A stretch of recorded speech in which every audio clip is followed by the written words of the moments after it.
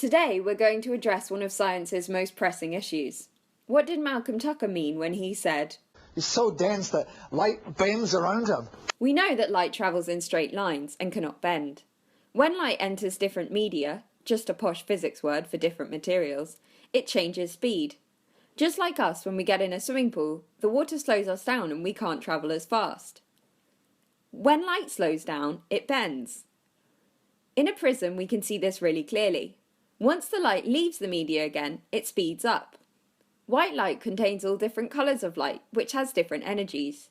Each energy is slowed down by a different amount, so when the light comes out of the prism, we can see a rainbow. We can see this really clearly in these water pearls, which have exactly the same refractive index as water. When light enters the water, we can't see the pearls anymore. We can figure out how much the light bends using Snell's law, a ratio of the angles of incidence and angles of refraction, which is equal to the refractive indices of the different media.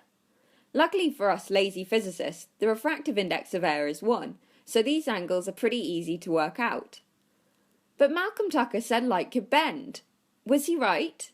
Well, yes. Space-time, a mathematical model which relates space and time, is curved by the presence of massive bodies. This means that light rays from behind the massive object, which are passing through space-time, are bent. We can figure out how much the object would have to weigh to bend light by using some equations from Einstein's theory of relativity and Newtonian physics. Imagine we have a torch in a treehouse. As we turn on the torch, we cut the twigs that hold it to the tree. In this free-floating treehouse, we've abolished gravity. In 1907, Einstein said that all local, free-falling, non-rotating labs are fully equivalent for the performance of all physics experiments. The equivalence principle. Because of the equivalence principle, if you're in the treehouse, you'd measure light's path as a horizontal line, just like physics tells us to do. If you're on the ground beside the treehouse, you'd see it under the influence of gravity.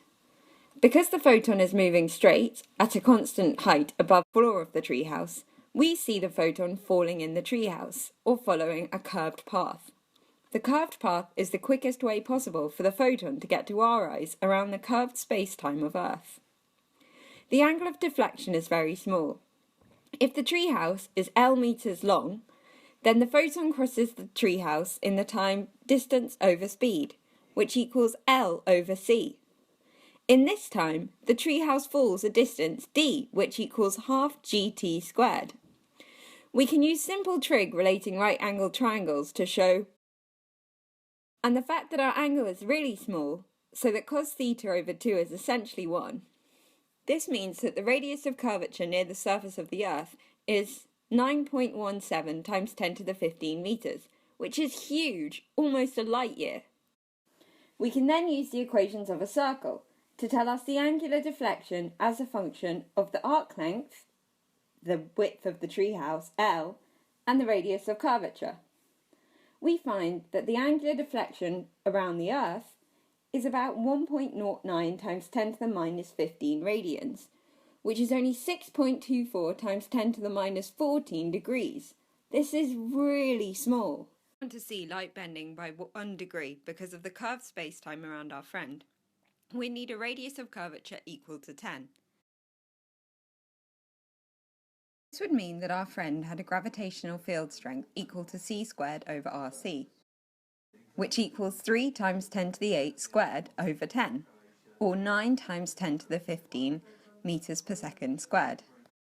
To find the mass of such a man, we'd use the equation gravitational field strength equals big G, the gravitational field constant, times m over r squared. For simplicity, we'll say our man is a sphere of radius 1 meter. That would mean that he weighs about 1.4 times 10 to the 26 kilograms, which is just under the mass of Jupiter. For such a man, this means he has a density of about 3.22 times 10 to the 25 kilograms per meters cubed.